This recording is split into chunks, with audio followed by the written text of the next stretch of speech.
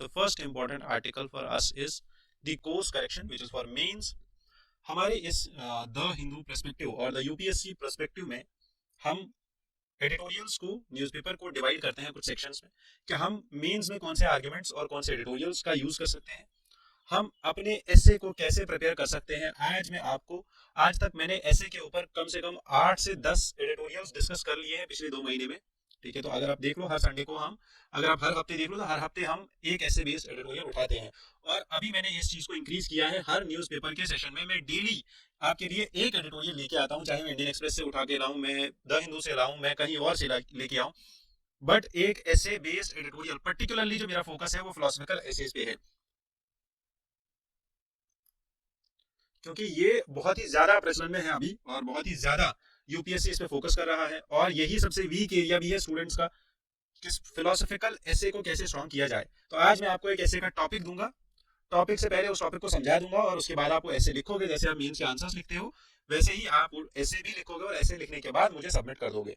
ठीक है, इसके बाद प्रीलिम्स के बेस पे मेरे पास कुछ फैक्ट्स है यहाँ पे, जैसे बलीन वेल्स कौन सी वेल्स होती है, आयर डॉक्ट्रिन और डॉक्ट्रिन ऑफ बेसिक स्ट्रक्चर और बहुत सारे और भी डॉक्ट्रिन्स, 5 से 6 डॉक्ट्रिन्स सुप्रीम कोर्ट ने जो यहाँ पे डिस्कस किए हैं। कल के डेट में आयर डॉक्ट्रिन डिस्कस हुआ है, जो कि इससे पहले डिस्कस नहीं होता था। ठीक है, आज तक ये आयर डॉक्ट्रिन क्या था नहीं पता था, बट हाँ कल के न्यूज़पेपर में, मतलब आज के न्यूज़पेपर में ये आया है, तो ये देखेंगे अभी क्या है आयर डॉक्ट्रिन। और इसके साथ साथ बेसिक स्ट्रक्चर का वायलेशन कैसे होगा, कौन सी चीज ऐसी होगी जो बेसिक स्ट्रक्चर को वायलेट करेगी, और अगर बेसिक स्ट्रक्चर वायलेट होता है तो क्या ये जरूरी है कि जो चीज बेसिक स्ट्रक्चर को वायलेट करती है वो अनकॉन्स्टिट्यूशनल डिक्लेयर की जाए। इस चीज से सुप्रीम कोर्ट पीछे हट चुका है और इन्होंने बोला कि कोई भी चीज जो बेसिक स्ट्रक्चर को वायलेट कर रही है, बस मेयर द फैक्ट कि बेसिक स्ट्रक्चर को वायलेट कर रही है, हम उसको नल एंड वाइड नहीं करार दे सकते। There is something more deeper in it which we need to dig in, और जब वो चीज हम एक्सप्लोर करेंगे देन ओनली हम किसी चीज को नल एंड वाइड डिक्लेयर कर सकते हैं। अब इसी चीज पे मैं आपको थोड़ा बहुत यहाँ पे एक्सप्लेन करूंगा आज। बहुत बहुत बहुत बहुत ज्यादा इंपॉर्टेंट टॉपिक है प्रीलिम्स के लिए।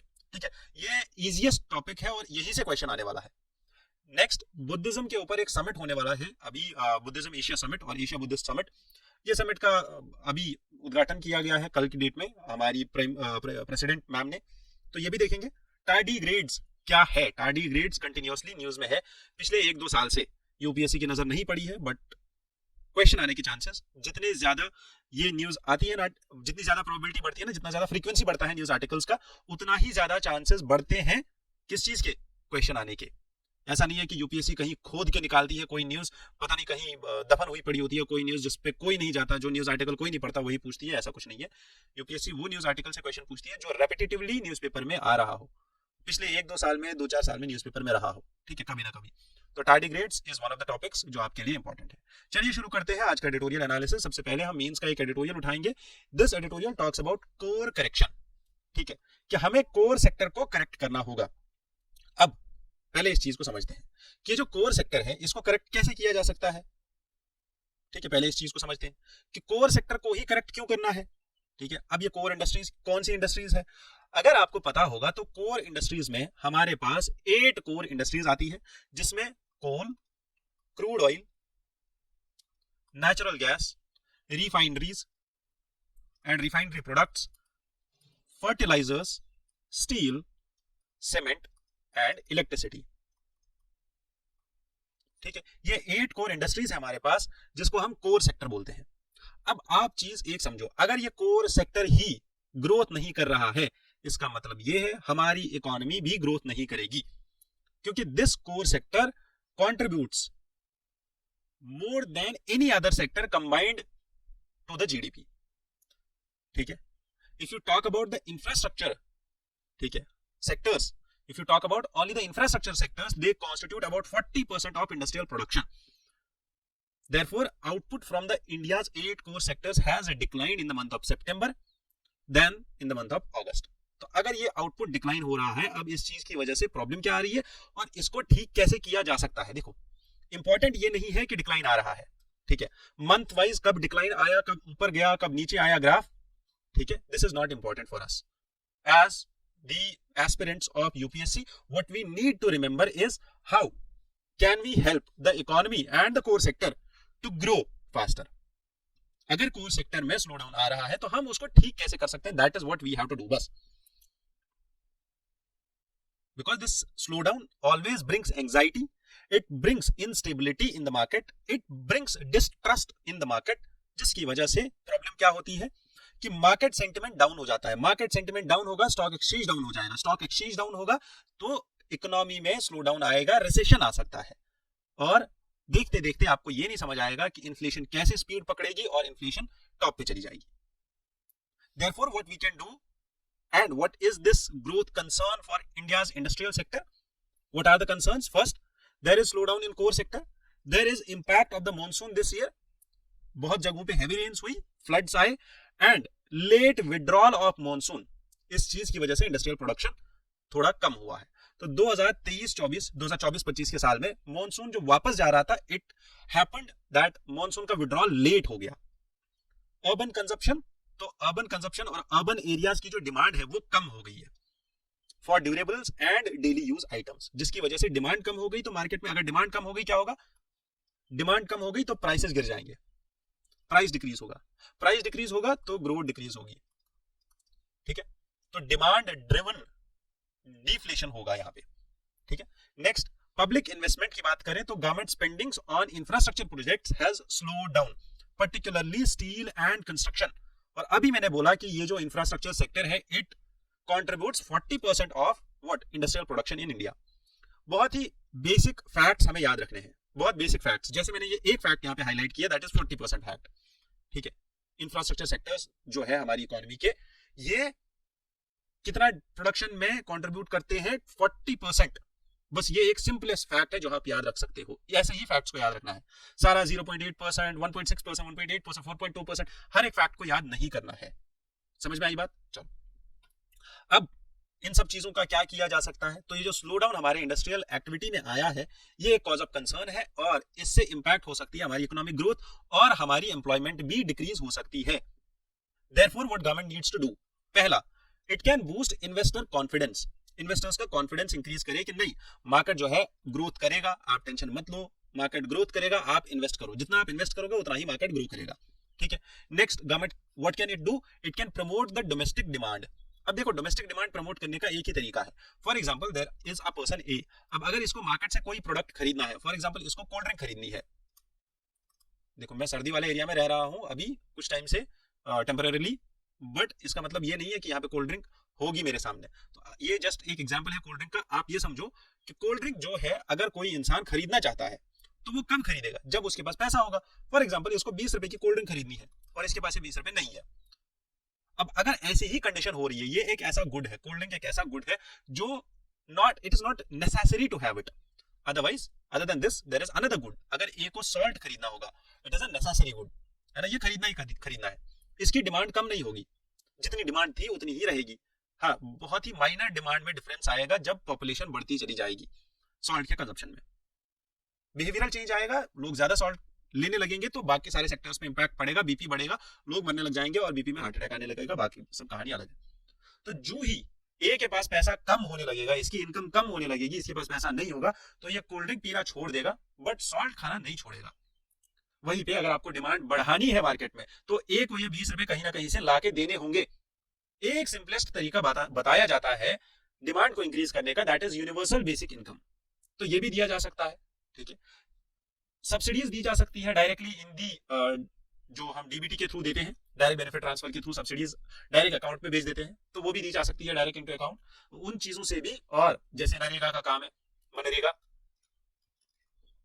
ये काम अगर किसी पर्सन को मिल गया, उसने थोड़ा बहुत उसकी एम्प्लॉयमेंट और उसका थोड़ा बहुत अर्निंग्स हो गई, तब भी डिमांड इंक्रीज हो सकती है मार्केट में। Next, what government can do is it can provide a conducive business environment, ठीक है। तो ईज ऑफ डूइंग बिजनेस, इसको इंक्रीज करना होगा, ईज को बढ़ाना होगा, जितनी ई गवर्नेंस आएगी उतना ईज बढ़ेगा, और सप्लाई चेन डिसरप्शंस को कम करना होगा, ग्लोबल इकोनॉमिक अनसर्टेनिटीज को खत्म करना होगा। Global economic uncertainties, for example मैं आपको यहाँ पे एक सिंपलेस्ट एग्जांपल देता हूँ ग्लोबल इकोनॉमिक अनसर्टेनिटीज का। जैसे चाइना हमारा is the leading producer and has a monopoly on rare earths, ठीक है, रेयर अर्थ मिनरल्स, कैडमियम हो गया, मोलिब्डेनम हो गया, ऐसे बहुत सारे मिनरल्स है जो बहुत ही कम है प्रोडक्शन में एट दी इंटरनेशनल लेवल। ऐसे मिनरल्स की सिंपलेस्ट मिनरल है सिलिकॉन, ठीक है, जो बहुत ही ज्यादा चिप्स में यूज होता है, semiconductor chips. World is dependent on the Chinese exports on these products. ठीक है, अब ये ग्लोबल इकोनॉमिक अनसर्टेनिटीज, जैसे चाइना में स्लो डाउन आ गया, चाइना में कोविड आ गया, चाइना में कोई पैंडेमिक आ गया, तो उस टाइम पे होगा क्या, दो प्रॉब्लम्स होंगी। China will not be able to fulfil the demand of the globe, China will not be able to run its production chains at its maximum capacity, जिसकी वजह से ये अनसर्टेनिटी दोबारा आएगी और इंडिया पे भी इंपैक्ट होगा इस चीज का। तो ये सारी चीजें हमें ठीक करनी है। That is how we write our answers. Done. चलो, मेरे जितने भी स्टूडेंट्स आंसर्स लिख रहे हैं ये मैं उनके लिए बता रहा हूँ, जो मेरे पास आंसर्स आ रहे हैं आज की डेट में। बहुत सारे स्टूडेंट्स हैं जो डेली आंसर लिखते हैं, मैं उनके लिए ये चीज बता रहा हूँ और आप सबके लिए भी ये चीज बता रहा हूँ यहाँ पे। ठीक है, कि आप एक चीज का ध्यान रखो। ठीक है, जब भी आप आंसर लिखो तो ये जो दो स्टेटमेंट्स मैंने यहाँ पे लिखे हैं, ये स्लाइड मैंने इसीलिए बनाया है। ठीक है, इसका मेन रीजन ही यही है, स्लाइड को बनाने का रीजन ही यही है। ये जो दो पॉइंट्स यहाँ पे लिखे गए हैं ना, ये दो पॉइंट्स जेनेरिक पॉइंट्स होते हैं। ठीक है, इन जेनेरिक पॉइंट्स को बेटर बनाने के लिए, इन जेनेरिक पॉइंट्स को वैलिड बनाने के लिए आपके लिए जरूरी है कि आप ये सारे फैक्ट्स, ये सारे एग्जांपल्स जो मैंने यहाँ पे कोट किए हैं, ये सारे एग्जांपल्स को लिखो। अगर आपने ये यूबीआई, मनरेगा, डीबीटी, ठीक है, ease of doing business, China's rare earth silicon, semiconductor chips, ये सब फैक्ट्स नहीं लिखे तो आपका आंसर कहलाया जाएगा वेग and generic.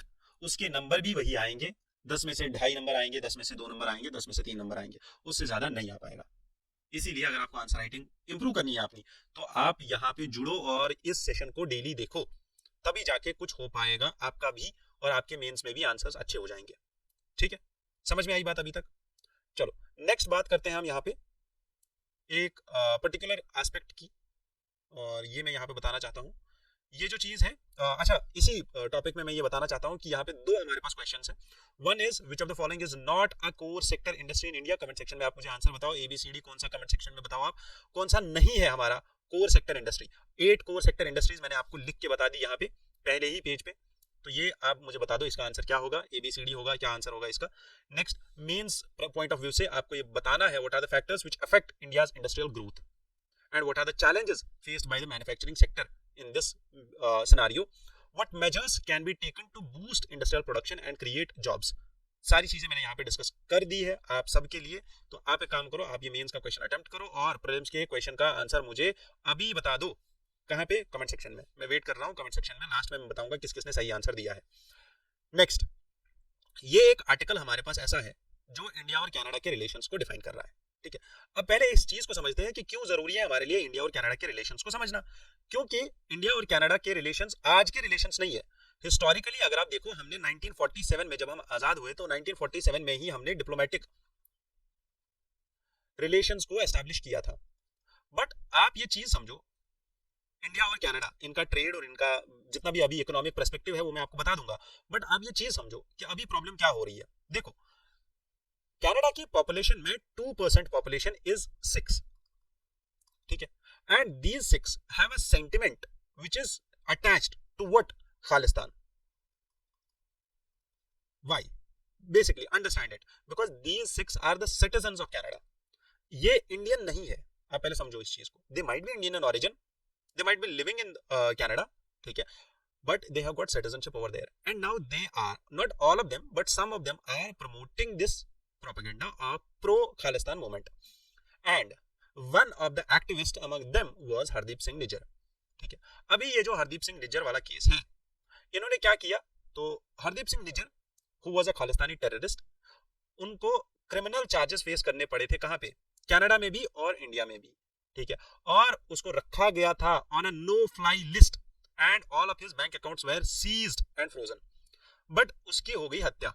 and Canadian government ने ये बोला that it was Indian forces and Indian agencies who were involved into the killing of Hardeep Singh Nijjar। और तब से लेके आज तक ये खालिस्तान की demand, what is Khalistan? basically a region in the north western region of India। Punjab, इसमें पंजाब हरियाणा के कुछ एरियाज आते हैं, पंजाब के कुछ एरियाज आते हैं जहां पे ये लोग बोलते हैं कि हमें एक खालिस्तान बनाना है, हमें एक सेपरेट स्टेट बनाना है based on the Sikh identity. ठीक, ये इनका डिमांड है। सिमिलर डिमांड कश्मीर में है, सिमिलर डिमांड हमारा कहां पे है? नागालैंड में, ग्रेटर नागालैंड नाम से सिमिलर, और a bit less relevant demand comes from our left wing extremist affected areas also. यहां तक तो हमें समझ में आ गया कि यहाँ पे 6 का डिमांड है। बट अभी रिसेंटली क्या हुआ है? हरदीप सिंह निज्जर का केस हुआ है, किलिंग हुई है उनकी। उसके बाद ये चीज ज्यादा प्रमोट हो गई, ये चीज ज्यादा जो है न्यूज में आने लग गई। अब इस चीज की वजह से हुआ क्या, इस चीज की वजह से हुआ ये कि कैनेडियन गवर्नमेंट ने वहां के सिक्स को सपोर्ट किया। क्यों सपोर्ट किया ये चीज भी समझनी है, क्योंकि 2% तो वोट बैंक है ना वो चीज। अगर कैनेडियन गवर्नमेंट, अभी जस्टिन ट्रूडो की गवर्नमेंट इन सिक्स को सपोर्ट करती है प्रो खालिस्तान मूवमेंट में, तो ये 2% वोट्स जो है किसको जाएंगे, जस्टिन ट्रूडो गवर्नमेंट को। ठीक है, अब इस चीज को भी समझते हैं कि ये जो यहाँ पे सपोर्ट किया जा रहा है, इंडिया और कनाडा के रिलेशंस खराब हो रहे हैं, इसमें रिसेंटली हुआ ये, इंडिया और कनाडा ने जो भी डिप्लोमेट्स वहां के यहाँ पे थे और यहाँ के वहां पे थे, दोनों को ऑफिस से निकाल दिया। इंडिया ने कैनेडियन डिप्लोमेट्स को वापस भेज दिया और वहां से भी इंडियन डिप्लोमेट्स यहाँ आ गए। बेसिकली वो डिप्लोमेट्स जिनको अक्यूज किया जा रहा था या अलेज किया जा रहा था कि ये लोग जो है इन्वॉल्व है in the killing of these so called terrorists, or particularly yes, as per our government, as per Indian perspective, they are terrorists because they want what, they want a violent overthrow and they want something which is not acceptable to the government and not acceptable to the people of Punjab, basically neither the people of India. Now understand one more thing कि ये जो खालिस्तान की demand है, ये basically इसका historical context भी है। Canada में लास्ट टाइम 1985 में एयर इंडिया जो हमारी एयरलाइन थी उसमें बॉम्बिंग हुई 1985 में, और कैनेडियन गवर्नमेंट जो है फेल हो गई उस टाइम पे उस बॉम्बिंग को रोकने में, और उस टाइम पे कनाडा बेस्ड खालिस्तानी एक्सट्रीमिस्ट्स ने ये चीज किया था, और इस बॉम्बिंग में 329 पीपल की हत्या हुई थी, वो मारे गए थे। ये 9/11 अटैक से भी बड़ा अटैक था, टेररिस्ट अटैक। ठीक है, अब इस वोट बैंक को कैपिटलाइज करने के लिए कनाडा की गवर्नमेंट इनका सपोर्ट कर रही है। ठीक है, जिसमें Mr. Trudeau and the other party leaders who have attended the Sikh community festivals which gathered Khalistan flags, glorified Talwinder Parmar जो कि एयर इंडिया बॉम्बिंग में इन्वॉल्व था, उसका मास्टरमाइंड था, उसको ग्लोरीफाई किया। इवन इन्होंने अभी रिसेंटली एक रैली निकाली कनाडा में जिसमें इन्होंने इंदिरा गांधी के असैसिनेशन को भी मॉक किया। ठीक है, उसको भी डिपिक्ट किया गया वहां पे। तो नाउ इंडिया और कनाडा के रिलेशंस बहुत टाइम से खराब चल रहे हैं। अब इन सब चीजों में लीगल कॉम्प्लेक्सिटीज क्या है कि कैसे इन खालिस्तानी एक्टिविस्ट्स को वहां से यहाँ लाया जा सकता है, एक्स्ट्राडाइट कैसे किया जा सकता है, फिर उनके ऊपर चार्जेस यूएपीए के अंदर लगेंगे, फिर उनको सर्वेलेंस में बिठाया जा सकता है, या जैसे यहाँ के बहुत सारे जर्नलिस्ट हैं जिनको इंडियन गवर्नमेंट जो है उनके रिकॉर्ड्स को टेलीग्राफ एक्ट के अंदर एक्सेस कर पाती है, बट वहीं पे कनाडा की government right to free speech, right to free expression of speech, इन सब चीजों पे ज्यादा स्ट्रेस देती है। वेस्टर्न डेमोक्रेसीज ज्यादा ओपन है। ठीक है, तो इसीलिए अगर आप देखो तो अभी रिसेंटली एक और कंट्रोवर्सी भी छिड़ी थी इंडियन टीवी मीडिया को लेके, और ये थी कि अगर आप ये देखो जो एयर इंडिया बॉम्बिंग उस टाइम पे हुई थी, उस एयर इंडिया बॉम्बिंग के ऊपर इंडियन जो मीडिया है उन्होंने, according to the western media, उन्होंने डिसइंफॉर्मेशन फैलाया और उन्होंने बोला जो Inderjit Singh Reyat the bomb maker who already spent nearly 30 years in jail, ठीक है, उसको इस सब के पीछे उनने एक डिसइंफॉर्मेशन ये फैलाया कि किसी को भी कन्विक्ट नहीं किया कनाडा की गवर्नमेंट ने किसी को भी सजा नहीं दी, जबकि अगर आपको एक्चुअल में रियलिटी पता हो तो इंद्रजीत सिंह रियात जो कि बॉम्ब मेकर था उनको 30 साल की सजा भी हुई थी उसको। तो वहीं पे ग्लोब एंड मेल वहाँ के दो न्यूज़पेपर्स हैं जो continuously try to provide more facts on the allegations last year, ठीक है, in attacking the Trudeau government, ठीक है, और being soft towards the overtly hostile actions of Indian government. तो ये सब चीजें चल रही है, बट क्या हमें ये सब चीजें याद रखनी है? पहले तो मैं ये चीजें आपको समझा दूं, ये सब चीजें हमें याद नहीं रखनी है। हमें जो याद रखना है इन सब चीजों में से वो मैं आपको हाईलाइट करके बता रहा हूं। पहले ये समझो, हमें ये पता होना चाहिए कि हमने डिप्लोमेटिक रिलेशंस कब एस्टैब्लिश किए। हमने रिसेंटली एक्सपेल किया। क्यों एक्सपेल किया? क्योंकि हरदीप सिंह निज्जर वाला कंट्रोवर्सी चल रहा था। दो चीजें, पहली, दूसरी, इसके बाद बस और कुछ नहीं याद रखना है। एक फैक्ट यहाँ पे याद रख सकते हैं दैट 2% of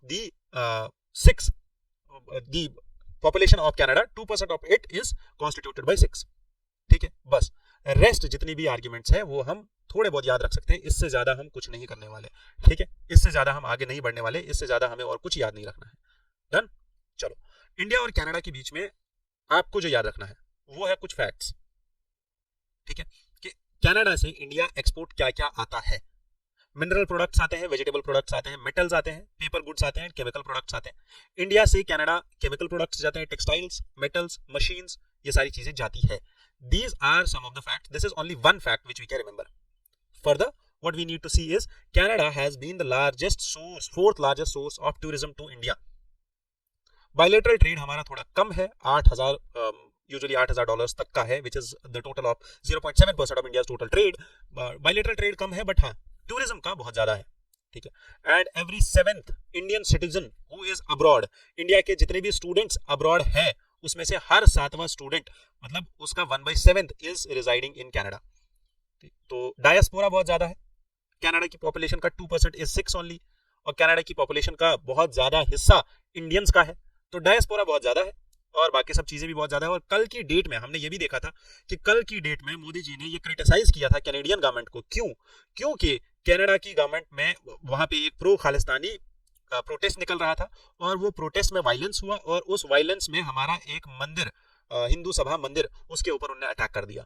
तो ये सब चीजें हो रही है अभी इंडिया और कनाडा के रिलेशंस में। इंडिया और कनाडा के बारे में मैंने आपको बता दिया कि 1947 में हमने डिप्लोमेटिक रिलेशंस को एस्टैब्लिश किया था, बट साथ में आपको ये भी याद रखना है कि एक बहुत ही इंपॉर्टेंट फैक्ट जो मॉडर्न हिस्ट्री में पूछा जाता है, स्वदेश सेवक होम, ये वैंकूवर में बनाया गया था, ठीक है। Indian struggle, Indian independence struggle को ये बढ़ाने के लिए अब ये किसने एस्टैब्लिश किया था, ये आप मुझे बताओगे कमेंट सेक्शन में। Both the nations are part of Commonwealth, ठीक है। Canada hosts large Indian diaspora from Punjab. Bilateral trade में 8.4 बिलियन डॉलर्स का बायलेटरल ट्रेड है हमारा, जो कि बहुत कम है। ट्रेड हमारा नेचुरल रिसोर्सेज, कनाडा ये टेक्सटाइल्स, फार्मा, आईटी सेक्टर में होता है। डन। एजुकेशन में अगर आप देखो तो इंडिया के there are around 3 lakh students who are studying in Canada. These are Indian students. ठीक है। Collaboration in innovation. Canada, India has recently collaborated on Canada-India Joint Science and Technology Cooperation Agreement. ठीक है। Agriculture की बात करें तो lentils and pulses, both nations have signed an MOU to cooperate on the research, agricultural research on lentils and pulses.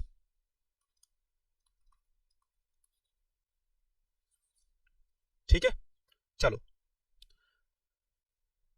यहां तक हमारा mains का डिस्कशन कंप्लीट हो गया। अब जो हमें समझना है वो ये है कि पहले तो आप ये चीज याद रख लो कि हमारे पास जीनो आईएएस पे हमने अजीत सर को ये चीज रिक्वेस्ट करके स्टार्ट करवाई कि बच्चों का ज्योग्राफी पोर्शन बहुत ज्यादा वीक होता है, और on the basis of that request Ajit sir ने ये बोला कि ठीक है मैं खुद से ये क्लासेस लूंगा, और इनके साथ जो टीम है जो इनको हेल्प कर रही है ये सब बनाने में, उनने इस कोर्स को डिजाइन किया है।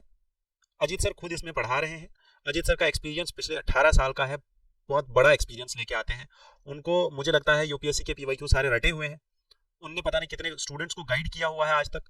तो मैं आपको कुल मिला के ये बताऊंगा कि अगर आपको ज्योग्राफी में थोड़ी सी भी प्रॉब्लम नजर आती है, क्योंकि ज्योग्राफी और एनवायरनमेंट का सेक्शन मिला के अगर आप देखो जो क्वेश्चंस आते हैं वो क्वेश्चंस अराउंड 30 मार्क्स कैरी करते हैं प्रीलिम्स में, 80 to 110 मार्क्स कैरी करते हैं मेंस में, ठीक है। तो इसीलिए मैं बता रहा हूं आपको ये जो कोर्स है ना, ये ज्योग्राफी का मॉड्यूल कोर्स अल्टीमेट कोर्स है आपके लिए। इसमें आपको हर एक गाइडेंस मिलेगी, wow approach, everything will be there, ठीक है। तो आप ये जल्दी से जल्दी शेयर करो और इस सेशन इस कोर्स में एडमिशन ले लो अगर आपको लगता है कि आपका ज्योग्राफी वीक है।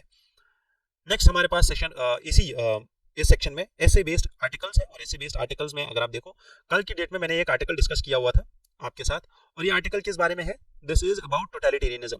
तो कल के न्यूज डिस्कशन में मैंने ये डिस्कस कर लिया टोटलिटेरियनिज्म के ऊपर ये आर्टिकल, बट इस आर्टिकल में एक चीज है मैं यहाँ पे दोबारा से डिस्कस नहीं करूंगा ऑब्वियसली। इस आर्टिकल में यहाँ पे लास्ट में कंक्लूजन में एल्बर्ट कैमस के बारे में लिखा हुआ है, एल्बर्ट कैमस, ठीक है। And Albert Camus gave this slogan और गेव दिस कोट जिसको हम बोलते हैं रेने डेस्कार्टिस, ठीक है, which says that I rebel therefore we exist. Now is it necessary that everyone needs to rebel? Is it necessary that you need to think? It says I think, therefore I am. Now similar aspect Albert Camus के ऊपर ही, this is the famous Albert Camus. Who is this Albert Camus and why have I taken this total मिला के मैंने ये चीज क्यों उठाई आज ऐसे के टॉपिक में, ताकि मैं आपको ये समझाऊं कि क्यों इतना जरूरी है फिलोसफिकल टॉपिक्स को समझना। ये जो कोट है ना, कोट क्या बोल रहा है, I think therefore I am. It means that अगर आप you have an ability to think, just an ability to think. What do you mean by thinking? Is it positive thinking, is it negative thinking, ठीक है, and is it only thinking और is it practically implementing the things, is it about planning only, is it about policy making और is it about policy implementation. Who are the people who actually thought, जिन्होंने, जैसे Rousseau हो गए, Aristotle हो गए, जिनने thought दिया, positive thought दिया, सोक्रेटिस हो गए जिनने पॉजिटिव थॉट दिया, जिनने लिबर्टी, फ्रेटर्निटी, सॉलिडारिटी के कॉन्सेप्ट्स दिए, एंड देन पूरा वर्ल्ड डार्क एरा से निकल के एनलाइटन हुआ। और एनलाइटन कहां हुआ? एनलाइटन हुआ और पूरे दुनिया में मॉडर्न एरा आया। Otherwise we all were in the dark age of medievalism. Medievalism खत्म हुआ और मॉडर्न एरा में क्या हुआ? मॉडर्न एरा में क्या आया? एनलाइटनमेंट आया, जिसको हम रेनेसां बोलते हैं। All this happened because of what? Thinking. And that is what Albert Camus says. I think, therefore I am. The only existence which a man has got is thinking. तो Albert कैमस के ऊपर ही आज के the Hindu newspaper में दोबारा से एक और एडिटोरियल आया था, ठीक है। नवंबर 7 को इनका बर्थडे आता है, 7 नवंबर को इनका बर्थडे आता है, ठीक है। मैं चाहता हूं आप ये कोट के ऊपर एक एसे लिखो, ठीक है। और कोट क्या है? I think therefore I am, I rebel therefore we exist. आप एक ऐसे अटेम्प्ट करो इसके ऊपर और वो ऐसे मुझे भेजो। भेज के मैं उस ऐसे को चेक करूंगा, मैं ये देखूंगा कि क्या आपने इस ऐसे को कहां कहां निकाला है। देखो मैं और कितने पर्सपेक्टिव्स दिए हैं। आई थिंक, ठीक है, the author says I think. What do you mean by this? Is it only thinking which matters? Is it only the way that you need to think only, और उसके बाद आपको कुछ नहीं करना है? एक बार आपने सोच लिया, आपने छोड़ दिया, तो थिंक के बाद क्या है? इंप्लीमेंट। इंप्लीमेंट कब होगा? जब आप स्ट्रक्चर करोगे। स्ट्रक्चर कब होगा? जब आप ऑर्गेनाइज करोगे, ठीक है। And what is thinking? Thinking can be rational और irrational. Who are the rational thinkers? Gandhi, Nehru, ठीक है, Tilak, they were the rational thinkers. Who were the irrational thinkers? Those who gave the thought but their thought was not that much existent, और वो उतना mature thought नहीं था। For example, an irrational thinker was the Nizam of Hyderabad at the time of independence. उसने सोचा ही नहीं मैं हैदराबाद को पाकिस्तान के साथ कैसे इंटीग्रेट करूंगा, बस ऐसे बोल दिया मैं पाकिस्तान के साथ जा रहा हूं। भाई पहले सोच लेता आगे क्या होने वाला है, मेरा रास्ता कैसे बनेगा, कैसे जाऊंगा वहां और उस कंट्री के साथ कैसे रहूंगा। Irrational think was Bangladesh deciding to be East Pakistan. But then comes the next part of this essay, rebel. Who rebels? Is it always that you need to rebel, और there is a good rebellion also, a bad rebellion also? Good rebellion talks about what? Establishing order. धर्मा को establish करने के लिए एक rebellion होता है। धर्मा को establish करने के लिए कृष्ण भगवान ने खुद अवतार लिया था जमीन पे आने के लिए, ठीक है। अर्जुन को खुद गाइड किया था in order to reestablish dharma. But वहीं पे बैड रेबेलियन भी होता है। हिटलर ने एक ऐसा रेबेलियन छेड़ा, मार्क्स एक ऐसा वायलेंट रेबेलियन, वायलेंट रेवोल्यूशन छेड़ता है जो हमेशा इस चीज के ऊपर है। किसके ऊपर? कि हमें क्या करना है? हम प्रोलेटेरिएट क्लास है तो हमें कैपिटलिस्ट क्लास को खत्म करना है। सो आपको इस ऐसे में दोनों चीजें देखनी है और दोनों चीजें ठीक करके और सही आर्गुमेंट्स के साथ प्रेजेंट करनी है। ये जो एल्बर्ट कैमस है, मैंने ये आर्टिकल क्यों उठाया है? क्योंकि एल्बर्ट कैमस वाज द पर्सन जिन्होंने थॉट दिया अल्जीरिया की फ्रीडम के पीछे। और अल्जीरिया उस टाइम पे फ्रांस की एक ये थी कॉलोनी थी, बट अल्जीरिया इंडिपेंडेंस मिला अल्जीरिया को 1962 में अल्जीरिया इंडिपेंडेंट हो गया। उसके बाद इनका जो थॉट था, उस थॉट को 1944 में टोटल रिक्रिएट किया गया और उस थॉट की एक बुक बनाई गई जिसका नाम था द फर्स्ट मैन। 1994 में, 3 decades after the death of Albert Camus is identified as Algerian, and an aspect of his identity was that he was not, or he was hesitant to forsake this thing that I am not an Algerian. वो अपनी identity के ऊपर बहुत ही ज्यादा क्या थे, उसको मानने वाले थे, उसको जानने वाले थे और ये बताने वाले थे कि नहीं, I am an Algerian and I wish to be supportive of this ideology that I am an Algerian. और उनने अल्जीरिया के इस थॉट में, इस फ्रीडम के थॉट में एक बहुत ही इंपॉर्टेंट थॉट दिया था, that was coexistence, that how France and Algeria can coexist with each other. ठीक है, this till date remains in the hearts of Algerians, this thought. जैसे सोक्रेटिस का एक थॉट है कि अगर it is said that unexamined knowledge or unexamined life is not worth living. ये Socrates का थॉट है, एंड इसी थॉट के ऊपर सोक्रेटिस ड्रैंक दी हेमलक पॉइजन और वो मर गए. उनने अपनी जान इसीलिए दी थी कि अगर मुझे ऐसा लगता है कि मैं एजुकेशन सेक्टर में अच्छा कर सकता हूं, ये जो एजुकेशन अभी सोफिस्ट दे रहे हैं वो सही एजुकेशन नहीं है, तो मैं इसी चीज के ऊपर डटा रहूंगा, मैं इसी चीज के ऊपर अपनी जान दे दूंगा. But I have to examine the life. अगर मैंने लाइफ को एग्जामाइन नहीं किया देन मेरा जिंदा रहना व्यर्थ नहीं, देन मेरा जिंदा रहना इसकी कोई कीमत ही नहीं है, मैं लायक ही नहीं हूं जिंदा रहने के.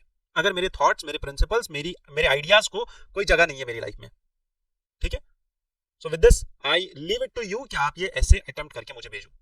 चलो, इंडिया अल्जीरिया रिलेशंस के ऊपर कल की डेट में एक एडिटोरियल हमने और डिस्कस किया था. एक न्यूज आई थी, इंडिया और अल्जीरिया के डिफेंस पार्टनर्स ने, वहां के जो डिफेंस हेड है और हमारे जो सीडीएस हैं, उन्होंने एक एग्रीमेंट साइन किया डिफेंस परचेजेस के ऊपर और इंडो अल्जीरिया रिलेशंस के ऊपर. मैंने आपको कुछ पॉइंट्स दिए थे कल के डिस्कशन में, ये आप दोबारा से देख सकते हो. अजित तिवारी सर का जो ये मॉड्यूल कोर्स है ज्योग्राफी का, जो मैं अभी बता रहा था आपको, उसके साथ साथ अजित तिवारी सर का एक सीरीज चलता है. ठीक है, ये सीरीज यूट्यूब पे चलता है और डेली 7 बजे ये लाइव होता है ये सीरीज, जिसमें अजित तिवारी सर आज की डेट में आपको जीसी लियोंग पढ़ा रहे हैं. ठीक है, अब ये चीज समझो पहले, जीसी लियोंग का हर एक एस्पेक्ट सर खुद उठा रहे हैं और हर एक चैप्टर को लाइन बाय लाइन आपको समझा रहे हैं. उसके साथ साथ जीसी लियोंग का भी वैल्यू एडिशन हो रहा है. पहले ये चीज समझो, जीसी लियोंग का वैल्यू एडिशन करके समझा रहे हैं. तो आपके लिए ये बहुत इंपॉर्टेंट होगा कि अगर आप, और बहुत फायदेमंद होगा कि अगर आप इस सीरीज को फॉलो करो और जीसी लियोंग को अच्छे से समझो. ठीक है, और ये जो अभी कल की डेट का एक टॉपिक था हमारा, that was volcanism and earthquakes, ये देख सकते हो आप, ये सारे चैप्टर्स जो है जीसी लियोंग से ही उठाए गए हैं. इसके बाद मैं आपको ये भी बता दूं कि अभी आपके एग्जाम्स में बहुत कम टाइम बचा हुआ है. आप इंडिया में किसी भी एरिया में रह रहे हो, किसी भी स्टेट में रह रहे हो, आप हमसे जुड़ सकते हो और इनमें से कोई भी एग्जाम जो आप अटेम्प्ट कर रहे हो उसके लिए आपको मेंटोरशिप रिलेवेंट दी जाएगी और आपको रिलेवेंट मेंटोर असाइन किया जाएगा उस एग्जाम से रिलेटेड. ठीक है, हमारा जितना भी मेंटोरशिप का प्रोग्राम है और जितने भी हमारे चाहे मॉड्यूल कोर्सेज है या हमारा फाउंडेशन कोर्स है, उसमें आपको पर्सनल मेंटोरशिप मिलेगी. पर्सनल मेंटोरशिप मतलब आपको व्हाट्सएप पे भी एक्सेस मिलेगा चैट के थ्रू, आपको ऑडियो कॉल्स का एक्सेस मिलेगा, आपको वीडियो कॉल्स का एक्सेस मिलेगा और आपको गूगल मीट का एक्सेस मिलेगा, ताकि आप किसी भी तरह से अपने पढ़ाई में कहीं भी पीछे ना रहो. डन. चलो, लास्ट में हमारे पास प्रीलिम्स बेस्ड कुछ आर्टिकल्स हैं और कुछ फैक्ट्स हैं. सबसे पहला है बलीन वेल्स. ठीक है, what are this baleen waves? Whales जिनको हम मिस्टसाइट्स भी बोलते हैं और मिस्टसीट्स भी बोलते हैं, ये मरीन एनिमल्स हैं, मैमल्स हैं. ये वेल्स अगर आप देखो, बलीन वेल हम किसको बोलते हैं? ब्लू वेल को भी बोला जा सकता है, हम बैक वेल, राइट वेल्स, बो हेड वेल्स एंड अदर्स. तो जितनी भी ये वेल्स होती है इनको बलीन वेल्स बोला जाता है. ये मैमल्स हैं, सम ऑफ द लार्जेस्ट क्रिएचर्स हैं and they make haunting songs. समंदर में जब आप देखो, ओशियन में अजीब अजीब सी आवाजें आती है. ठीक है, बहुत ही जोर की आवाज आती है वेल की, तो इनको बलीन वेल बोला जाता है. They are known for their unique feeding mechanism. ठीक है, और इनका जो फीडिंग मैकेनिज्म होता है उसमें बलीन प्लेट्स होती है. बलीन प्लेट होता है, एक large rack of fine hair होता है और हेयर लाइक कैराटिन. ठीक है, और creatine you can say is used to filter out small krill from the water. ये अगर आप देखो यहाँ पे आपको हर एक चीज दिखेगी. ठीक है, बलीन प्लेट दिखेगी आपको, वो क्रिल को अलग करने के लिए, समंदर में अलग करने के लिए, क्रिल को अलग करने के लिए ये आपको दिखेगा. ये फाइन हेयर है यहाँ पे, आपको लगेगा कि ये टीथ होंगे इसके, बट ये टीथ नहीं है. This is just to separate and filter out the krill from the ocean. There are different species of this baleen whale which differ in shape, और शेप के डिफरेंस पे ही इनका अलग अलग नाम पड़ता है. समझ में आई बात? These are baleen whales. Baleen whales जो है अपना फूड स्टाइल और खाने का तरीका अलग अलग होता है हर एक का. जैसे कुछ वेल्स जो शॉर्ट बलीन वेल्स होती है, दे प्रेफर, और इनका जो प्लेट होता है उस पे कोर्स फ्रिंज होता है, जिससे जो फिश ईटिंग वेल डिस्क्राइब की जा सकती है कि अच्छा ये जो वेल है ये मछलियां खाती है. लॉन्ग प्लेट जिस वेल का होगा, they are fine, they have silky fringe and they allow others to hunt the smaller animals and zooplankton. ठीक है, और ये जो वेल्स होती है they can hunt on smaller animals and zooplankton also inside the sea. इनका conservation status आपको पता होना चाहिए, क्रिटिकली एंडेंजर्ड इनमें से एक ही है, north Atlantic right whale, endangered is north Pacific blue whale, least concern is humpback whale and bowhead whale.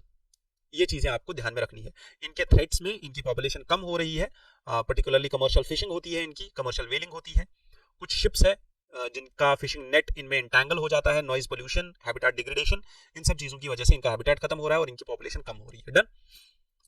Next हमारे पास एक टॉपिक है विच इज अय्यर डॉक्ट्रिन। तो जस्टिस अय्यर, जिनका नाम आपने सुना होगा, कॉन्स्टिट्यूशन में और कॉन्स्टिट्यूशन बनाने के टाइम पे इनका काफी ज्यादा कंट्रीब्यूशन था, और justice V R Krishna Iyer, इन्होंने एक डॉक्ट्रिन दिया था जिसको हम बोलते हैं बेल। ये हमने इन सेशंस में बहुत ज्यादा डिस्कस किया है इस डॉक्ट्रिन को। Bail is the rule, jail is the exception. ठीक है, मैंने आपको इस चीज के ऊपर एनेक्डोट भी दिया हुआ है, मैंने आपको इस चीज के ऊपर फैक्ट्स भी दिए हुए हैं, प्रोविजंस भी दिए हुए हैं, बेल समझाया भी है, बेल के टाइप्स कितने हैं, एंटिसिपेटरी बेल क्या होता है, हर एक चीज समझाई है। समझना यही है कि बेल डॉक्ट्रिन, ये जो डॉक्ट्रिन है अय्यर डॉक्ट्रिन, ये अय्यर डॉक्ट्रिन है क्या असल में? तो ये जो अय्यर डॉक्ट्रिन है, it talks about bail should be the rule not the jail, jail should be the exception. ठीक है, अदरवाइज आप क्रिमिनल को छोड़ दो, क्रिमिनल जाएगा कहां? हमारा ही सिटीजन है, कहीं नहीं भाग रहा है। Unless and until it is that much, अगर यूएपीए के अंदर केस चल रहा है तब आप बोल सकते हो कि अच्छा ठीक है, डेंजरस क्रिमिनल है, बाहर छोड़ेंगे तो प्रॉब्लम हो सकता है, हीनियस क्राइम किया हुआ है, बाहर छोड़ेंगे तो प्रॉब्लम हो सकता है, और क्राइम कर सकता है, इसीलिए इसको बेल नहीं देंगे। बट बाकी सब पेटी ऑफेंसेस में आप बेल दे सकते हो। पहली चीज आपको समझ में आ गई, this is one doctrine. Second doctrine is basic structure का डॉक्ट्रिन। यहाँ पे हमारे chief justice of India D Y. Chandrachud sir ने ये बोला है कि states have power to legislate on and to regulate madrasas. ठीक है, तो मदरसा रेगुलेशन पे हमने डिस्कशन किया हुआ है, वो छोड़ दो। बट यहाँ पे एक चीज आई थी कि ये जो यूपी में एक एक्ट आया था, ठीक है, यूपी मदरसा रेगुलेशन एक्ट, इस एक्ट को बेसिकली चैलेंज किया गया था इलाहाबाद हाईकोर्ट में, और इलाहाबाद हाईकोर्ट ने इस चीज को बोला था कि ये अनकॉन्स्टिट्यूशनल है। Why? Because it is hampering the provisions of secularism which is highlighted in the constitution of India. ऐसा यूपी के इलाहाबाद हाईकोर्ट ने बोला। बट वहीं पे सेक्युलरिज्म में कौन से प्रोविजंस को, कौन से आर्टिकल्स को, और किस आर्टिकल के किस क्लॉज को, किस वर्ड को ये वायलेट करता है, ये चीज डिफाइन नहीं की इलाहाबाद हाईकोर्ट ने। इसीलिए हमारे chief justice of India D Y. Chandrachud sir ने ये बोला कि ये जो एक्ट है दिस इज कॉन्स्टिट्यूशनल एक्ट, इसमें कोई दिक्कत नहीं है इस एक्ट में। अगर हमें किसी भी चीज को अनकॉन्स्टिट्यूशनल डिक्लेयर करना है, ये फैक्ट आप याद रखना, अगर किसी भी प्रोविजन को, किसी भी लॉ को अनकॉन्स्टिट्यूशनल डिक्लेयर करना है तो उसको बस इस एक चीज पे अनकॉन्स्टिट्यूशनल डिक्लेयर नहीं किया जाएगा, that it is violating basic structure. ठीक है, ये कभी भी आर्ग्यूमेंट नहीं आएगा। ये अनकॉन्स्टिट्यूशनल तब होगा जब ये, फॉर एग्जांपल मैं आपको एक सिंपल एग्जांपल देता हूं, जब ये ऐसा एक पर्टिकुलर आर्टिकल वायलेट करे, जैसे article number 21 right to life को वायलेट करे, ठीक है, राइट टू एजुकेशन को वायलेट करे, right to profess practice the religion of oneself, right to have conscience of religion, right to speech, right to expression, ऐसे articles को clearly violate करे। जैसे लास्ट टाइम सुप्रीम कोर्ट ने बोला that जो fact check unit PIB में बनाया गया है, ये फैक्ट चेक यूनिट जो है ये अनकॉन्स्टिट्यूशनल है। ठीक है, ऐसा सुप्रीम कोर्ट ने ही बताया। क्यों बताया? क्योंकि बोला जो फैक्ट चेक यूनिट है ये किसी भी कंटेंट को ऑनलाइन फ्लैग कर सकता है और बोल सकता है कि ये जो कंटेंट है ये इनअप्रोप्रिएट है, ये कंटेंट मिसलीडिंग है और ये फॉल्स है। बट आपने क्लियरली डिफाइन नहीं किया है कि फॉल्स का मतलब क्या होता है, मिसलीडिंग का मतलब क्या होता है।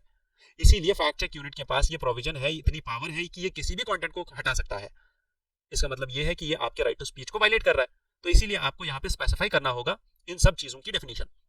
वैसे ही आपको यहाँ पे भी स्पेसिफाई करना होगा कि किस एक पर्टिकुलर प्रोविजन को ये वायलेट कर रहा है, then only it will be considered violation. Then it will go to violation of what? अगर ये वायलेट कर रहा है बेसिक स्ट्रक्चर के किसी भी पार्ट को, बेसिक स्ट्रक्चर को बहुत सारे केसेस में डिफाइन किया सुप्रीम कोर्ट ने, इंदिरा नेहरू केस में डिफाइन किया, केशवानंद भारती केस में डिफाइन किया, राजनारायण केस में डिफाइन किया, बहुत सारे केसेस में बेसिक स्ट्रक्चर के छोटे छोटे पार्ट्स को डिफाइन किया गया। बोला फेडरलिज्म, सेक्युलरिज्म, कॉन्स्टिट्यूशनलिज्म, ये सारे बेसिक स्ट्रक्चर के पार्ट है। इंडिपेंडेंट जुडिशरी बेसिक स्ट्रक्चर का पार्ट है। बट अंडरस्टैंड, जब तक ये कॉन्स्टिट्यूशन के आर्टिकल्स को वायलेट नहीं करता तब तक बेसिक स्ट्रक्चर भी वायलेट नहीं होगा। ठीक है, ये दो चीजें याद रखनी है। जुडिशियल डॉक्ट्रिन का मतलब क्या होता है कि जुडिशरी एक थियरी देती है अपनी जगह पे, और ये थियरी जो है, ये थियरी में होता क्या है, जुडिशरी यूजुअली एक कॉन्सेप्ट को डिफाइन करती है और बोलती है कि हम इस कॉन्सेप्ट का इंटरप्रिटेशन ऐसे दे रहे हैं।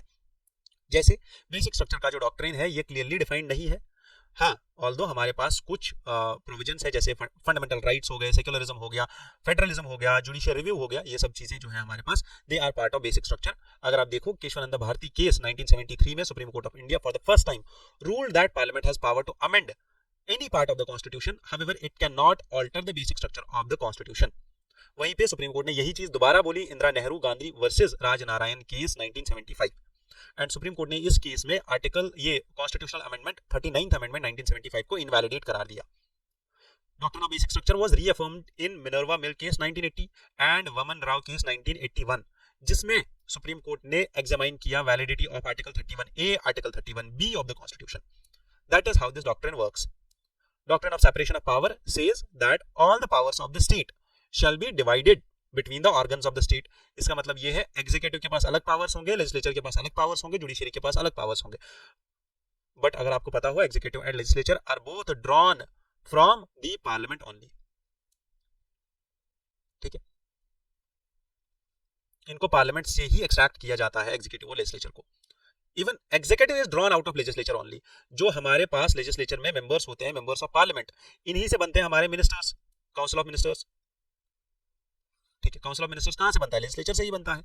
देयरफॉर हमारी गवर्नमेंट में तीन जो ये ऑर्गन्स हैं, इनके पास पावर्स तो है अलग अलग, बट दे डू को रिलेट टू ईच अदर। ऐसा नहीं है कि स्ट्रिक्ट डिवीजन ऑफ पावर नहीं है, जैसा यूएसए में है वैसा हमारे में नहीं है। हमारा जो सेपरेशन ऑफ पावर है, दिस इज समहाउ को रिलेटेड एंड को existent in nature. Constitutional provisions for this particular fact that separation of power होना चाहिए। तो आर्टिकल 50 जो कि हमारा डीपीएसपी का पार्ट है, इट सेज दैट हमारे स्टेट को, मतलब पार्लियामेंट को, इंडिया को स्टेप्स लेने पड़ेंगे to separate judiciary from executive in public sphere of the state, and except this there shall be and there is no formal and dogmatic division of the power. इस चीज को highlight किया था supreme court ने अपने judgement Ram Jawaya versus state of Punjab 1955 case में, जिसमें supreme court ने ये बोला that Indian constitution has not indeed recognised the doctrine of separation of power in its absolute rigidity. तो मतलब जो हमारा doctrine of separation of power है, it's not rigid in nature. As I said, there is no water tight compartmentalisation.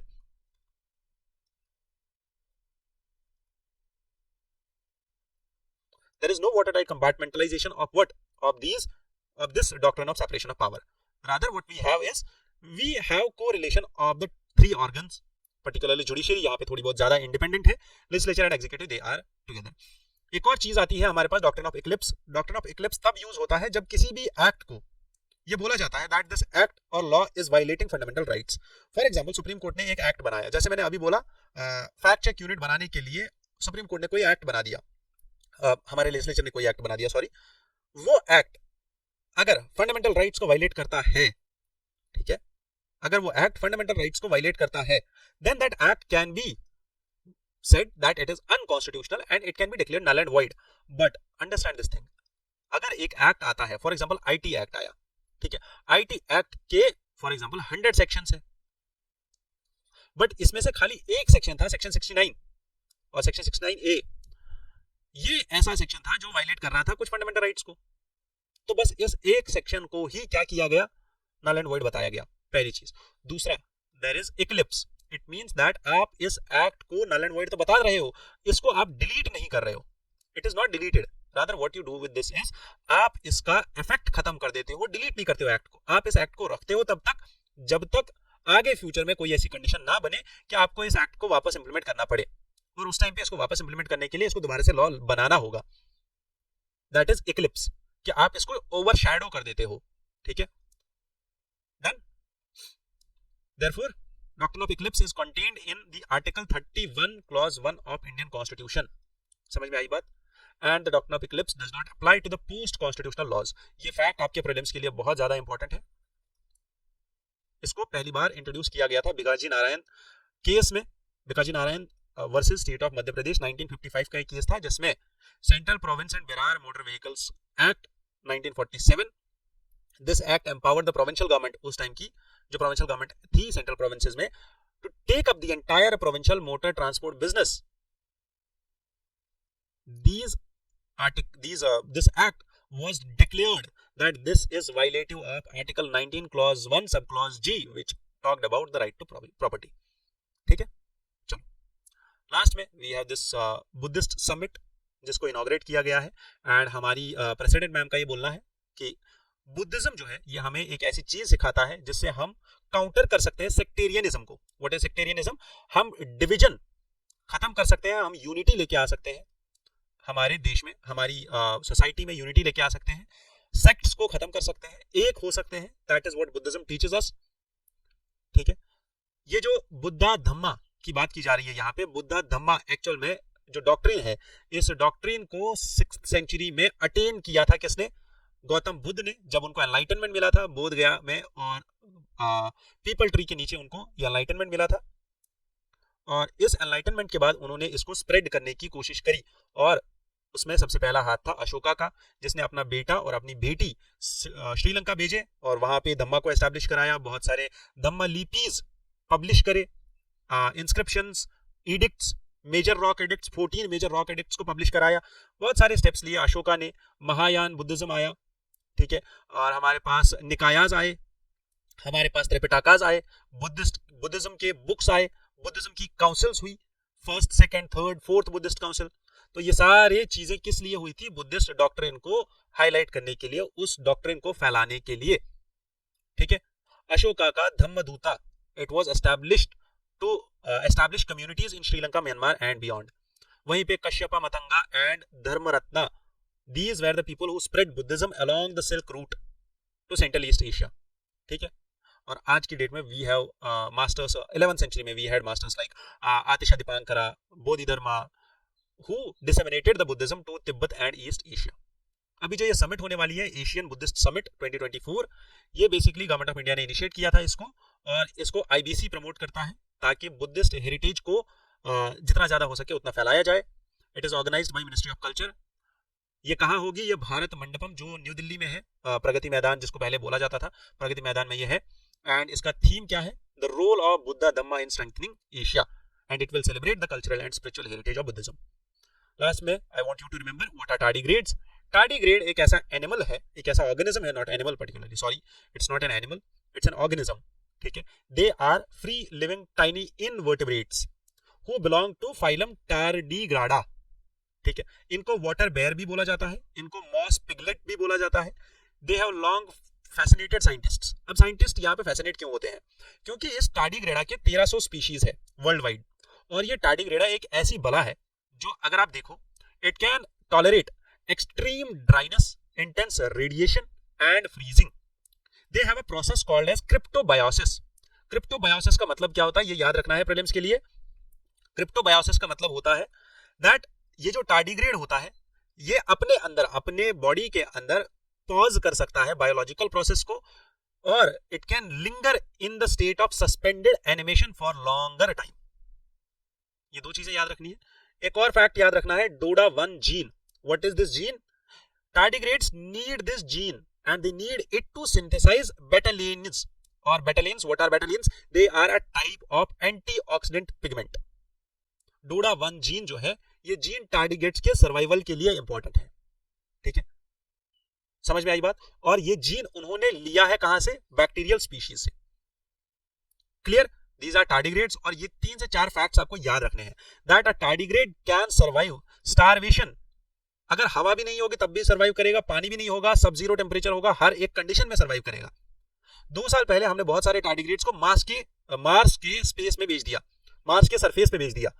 ठीक है, एक ऐसे capsule भेज दिया था जो मार्स के कैप्सूल इसमें स्पेस में लैंड कर गया, और वहां पे टार्डिग्रेड्स को छोड़ दिया, ताकि क्या पता देखे वहां पे जिंदा रह पाएंगे या नहीं रह पाएंगे। That is about tardigrades. UPSC ने एक सिमिलर थीम पे क्वेश्चन पूछा था अभी 2024 के पेपर में ही, नहीं 2023 के पेपर में क्वेश्चन आया था। 2023 के पेपर में जो क्वेश्चन था कि आपको लाइफ जो है, लाइफ के ट्रेसेस कहां कहां मिल सकते हैं? वोल्केनो के वेंट में मिल सकते हैं, सब थर्मल सैलिनिटी, मतलब उनने ऐसी ऐसी चीजें दी थी जहां पे आप सोच भी नहीं सकते हो, बट हर जगह वो पॉसिबल है लाइफ। ठीक है, possibility are there in the ecosystem. With this I conclude today's discussion. I thank you for being into this discussion. I wish you all the best. Jai Hind.